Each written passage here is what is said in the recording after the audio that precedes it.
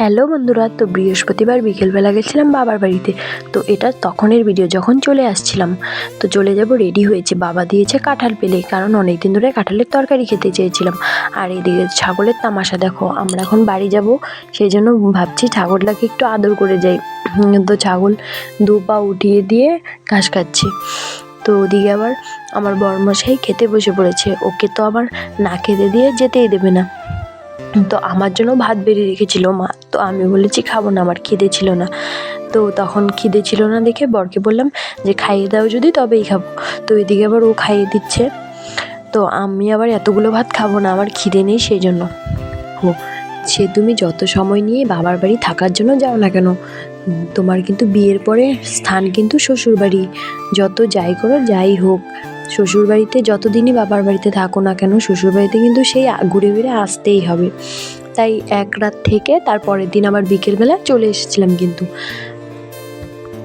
আর এদিকে খাইয়ে দিচ্ছিল ঠিক আছে, কিন্তু বাইরে ছিল বাবা। বাবাকে দেখে আমি ভয় পাচ্ছিলাম, কারণ বাবাকে দেখে আমি প্রচুর ভয় পাই। তো বাবা যদি দেখে যে জামাই মেয়েকে খাইয়ে দিচ্ছে, বাবা কিন্তু আমাকে প্রচুর বকা দিবে। সেই জন্য বাবাকে দেখে ভয় পাচ্ছিলাম। আর ওইদিকে বাইরে ছিল মা, তো মা দেখে হাসছিল, মার সাথেও কথা বলছিলাম। কিছু কিছু মেয়ের দেখবে কপালটা এতটা খারাপ, মানে বাপের বাড়ি শ্বশুর বাড়ি ছাড়া যাওয়ার কোনো জায়গাই নেই, স্থানই নেই। শুধু বাপের, মানে ঘুরতে যাওয়া মানেই শুধু বাপের বাড়ি বাপের বাড়ি। তো আমিও ঠিক তাদের মধ্যে একজন। আরও যদি হয় তোমার কাছে বাপের বাড়ি, তাহলে তো তোমার কোনো কথাই নেই। কাছে বাপের বাড়ি হলে সকালে যাও, বিকালে চলে এসো, নয়তো আগের দিন বিকালবেলা যাও, পরের দিন রাতটা থেকে পরের দিন সকালবেলা চলে এসো। ঠিক এইরকমটাই হয়। যাদের কাছের বাপের বাড়ি আছে তারা জানে। আমি ছোটোবেলা থেকে দেখে আসছি, আমার মাও কিন্তু এরকমটাই করতো।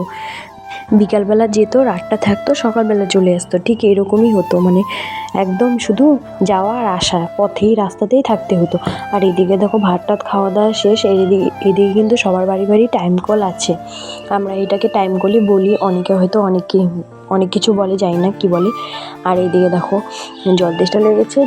আর এইদিকে যেহেতু বেশি ভিতরে না, সেই জন্য মানে জলের কলটা জলও চলে আসে, সবার বাড়ি বাড়ি দেওয়া আছে জল, সবাই খেতে পারে। কিন্তু আমার শ্বশুরবাড়ির ওদিকে এতটা ভিতরে হওয়ার কারণে টাইম কলের জলটা পৌঁছাতে পারে না বা যায় না, সেই জন্য এইদিকে সোলার আছে, সোলারের জলই খাই। আর এইদিকে দেখো যাওয়ার প্রস্তুতি চলছে। কোনো জায়গায় যাওয়ার আগে বা আসার আগে সবসময় কিন্তু তুলসী পাতা কিন্তু নিতে হয়, যাতে হাওয়া বাতাস না লাগে কানের মধ্যে। তো এদিকে দেখো ওরা দাঁড়িয়ে আছে, বাবা মা, আমি চলে যাব দেখে দাঁড়িয়ে আছে।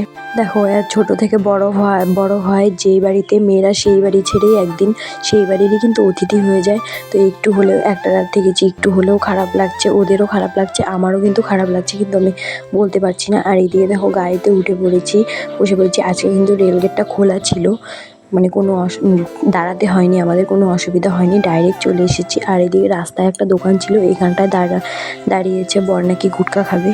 আর চশমা পরে নিয়েছে, কারণ এই সময়টা প্রচুর চোখে পোকা ঢোকে, প্রবলেম হয়।